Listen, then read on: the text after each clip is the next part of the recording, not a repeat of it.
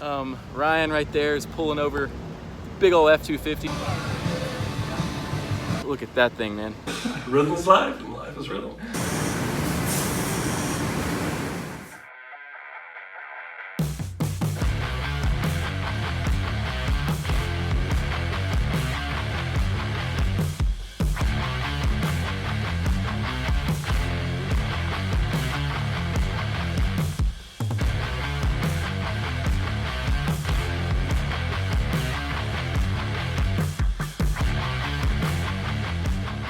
Hey, what's going on, guys? Thank you so much for checking out another episode of Arkansas Off-Road. Man, this is probably the most excited I've been to make a video in a really long time. I'm going to announce a big announcement in this video, and then at the end, we're going to do a full walk around of the rig I got and the rig that we're going to build on the channel moving forward. So real quick, I just want to emphasize that I cannot please everybody on the vehicle that I actually chose. You know, a lot of you guys want me to get a 4-door JKU or a Land Cruiser or a Tacoma or a 4Runner or an old vehicle to build, and guys, there's several reasons why I actually chose what I chose. I picked this vehicle because of my circumstances, because of my budget, because of all these different things, and just want to stress that I can't check all of y'all's boxes. I hope you'll continue to stick around and watch this vehicle build and watch all the new memories and trails we'll take with this new rig. So guys, I really just want to clear the air real quick, and man, this is not a Jeep channel. This isn't a Toyota channel. This isn't a Ford channel or a Chevy channel. This channel is all about off-roading. It's all about overlanding and camping. You know, taking whatever vehicle you have, applying the mods and maybe some of the DIY stuff I've done in my previous videos to your own rigs, right? It's not specific to TJs. I love TJs, and you know, they have a special place in my heart, but man, it's all about that philosophy of taking what you have, building it, making it reliable, making it capable off-road, and just making tons of memories while you're camping. All right guys, so you're gonna have to crack open a beer for this one. This is the big announcement. What I've done is I've partnered with a company called Backwoods Adventure Mods. Let me take a drink.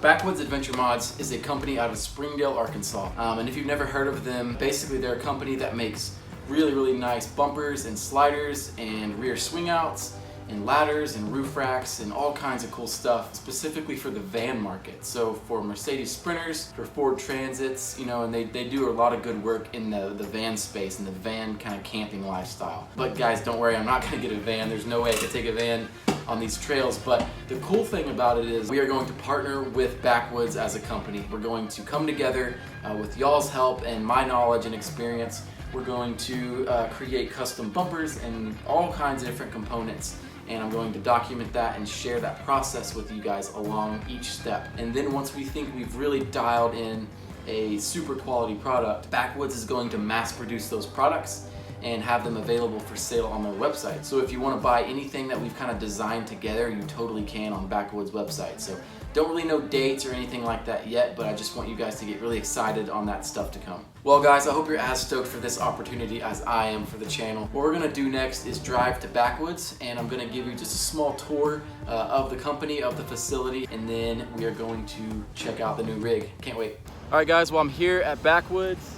Ryan right there is pulling over big old F-250, we'll show you that. So this place is incredibly legit, super awesome facility. They really know what they're doing.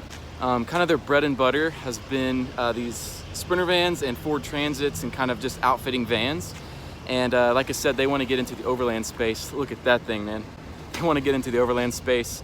Kind of start out with some Toyotas and Jeep products, making all kinds of bumpers and bed racks and all kinds of stuff. So I want to walk you guys through a tour of the facility, and we'll hear from a few people to kind of explain the company and everything like that. Guys, sit back and I'll take you through a tour of Backwoods. All right guys, so we're at Backwoods. This is Evan, Ty, and Ryan. So we're in the R&D room, kind of checking out how these guys work and build their really cool bumpers. And I'm gonna have these guys explain a little bit of the history of Backwoods and kind of where they're going in their next steps as a company. I started Backwoods about 10 years or so ago in my dad's shop, doing a couple one-offs here and there, and it started to grow steadily over the next few years. We got to the point where we couldn't even keep up with production, and luckily we ran into these guys and formed an excellent partnership.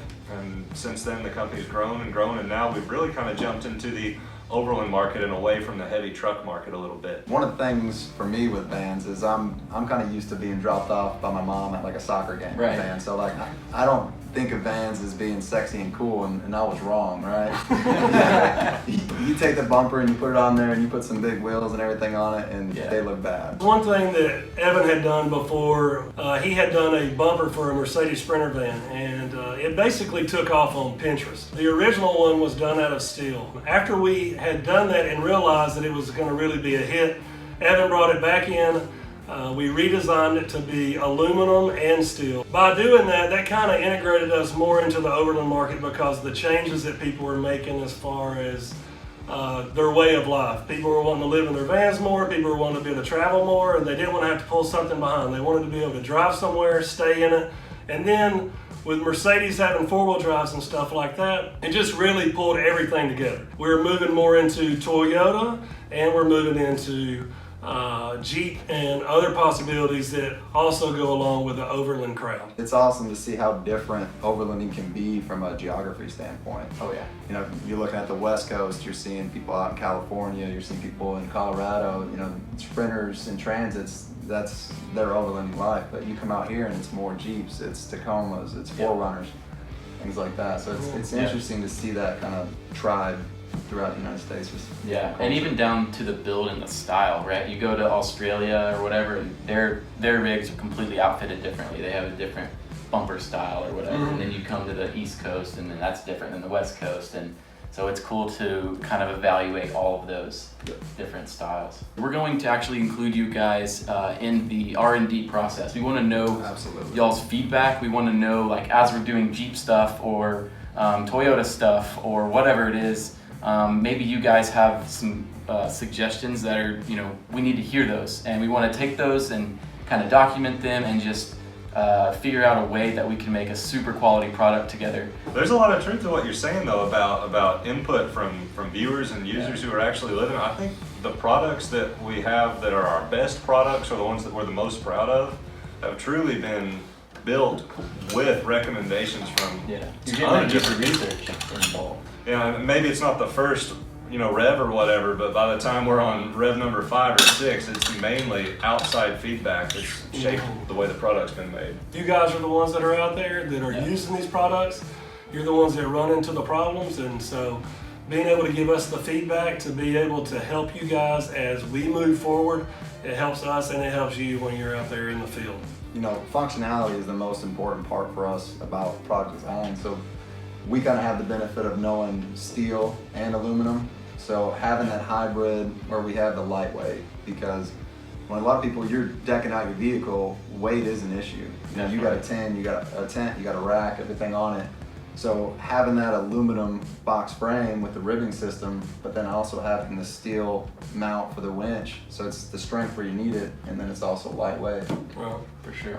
and I think that's going to be the thing that's going to help us out the most with Toyota brands and Jeep brands and stuff like that, is because we already have a little bit of understanding of how all that is working on the van side, and so being able to integrate that into exactly what other people are doing in the Toyota market and the Jeep, I hope that makes us even better at what we do as time goes on. And that's the thing, Backwoods Adventure Mods just isn't a bumper company or roof racks. I mean, we go beyond that. It's more of a lifestyle for overlanding. So, you know, we partner ourselves with other quality brands, you know, Max Tracks, Rigid, Warn, Dometic coolers, those kind of things, Rotopacks.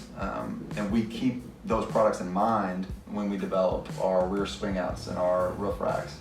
So we're thinking about solar panels on top. You know, we're thinking about the roof rack tents. We're thinking about a way to mount your Rotopack on your swing out. If somebody buys it, A direct bolt-on. you just bolt it on and move on down the road. That Pathfinder series that we have, and when we have pods, both surface mount, flush mount, we have single row lights, 6-inch, 50-inch double rows, curved 50-inch, so amber lights. We have a pretty good product range that we're building on that Pathfinder LED line, and we're going to continue to add things, and you know, getting input from the community as well is huge for us as we develop these products. Overlanding, at least for the United States, you know, a lot of people look at Arkansas and I don't think they realize how beautiful of a state it truly is. You know, Ozark National Forest and you have the waterfalls and everything like that. I mean, we need to draw some attention to that, and we're excited about partnering with Grant to do that. Absolutely. All right, guys, so we're finally out in the driveway, and it is time for the reveal, finally. Cannot wait. So here we go. I'm going to flip the camera around and show you guys.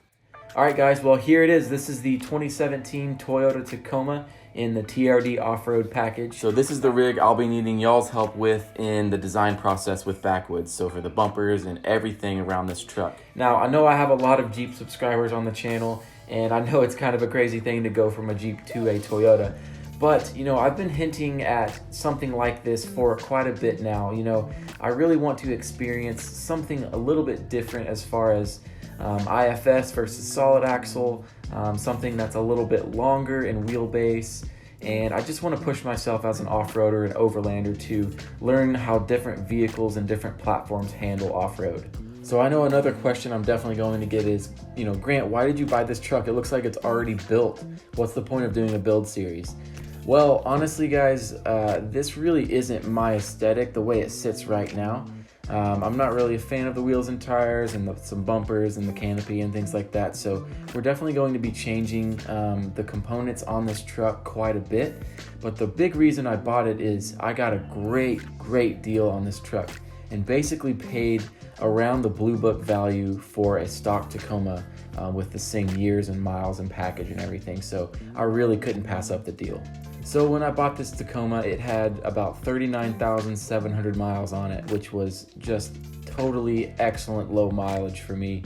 And, you know, knowing I want to have this truck for a really long time and build it really well and put it through its paces, I know it had a lot of life left.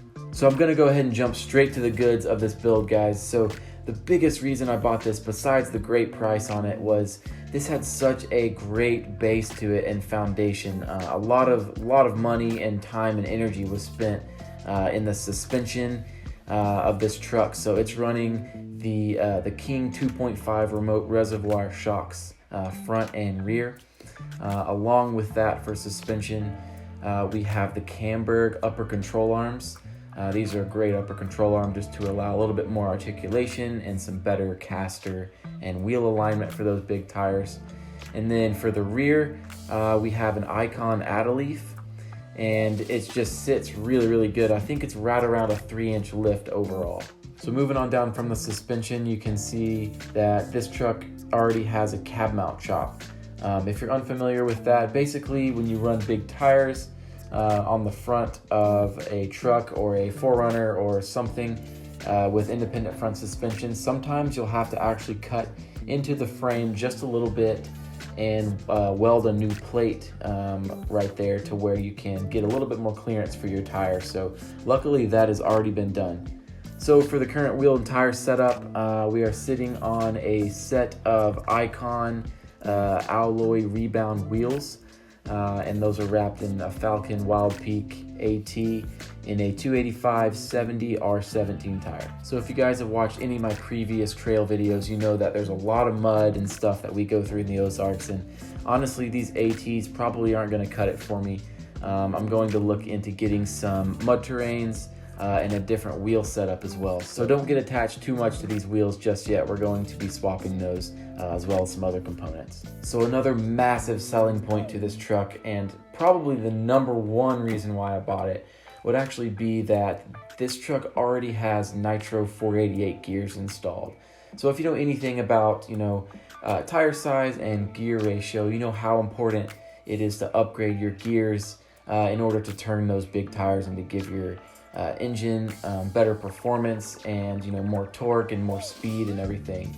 So, you know, when I'm going on the interstate or getting onto an on-ramp, this truck has so much power and it's able to just get down the road super quick with these gears. Moving on the outside, we have an ARE camper shell, and honestly, this camper shell is sick. I absolutely love this thing. I've been throwing my dog Kona back there, and he's been having a blast back there. And all 3 windows open up with some gas struts. It's just really cool. I've never had accessibility to a truck bed in general, but to be able to have it covered is also a really cool thing. Now that is probably also going to be swapped out by a bed rack with a rooftop tent setup eventually, but I'm really liking how this looks so far. All right, so moving to the front, so you guys can see that there is a bumper currently installed, and I'm actually unsure of what brand it is. It does look pretty cool on there, but me personally, I would like just a little bit more protection around the sides and wings of the grill. There also is a Smitty built winch tucked away under there. That thing is pretty cool. It's really nice to buy a vehicle that already has a winch installed.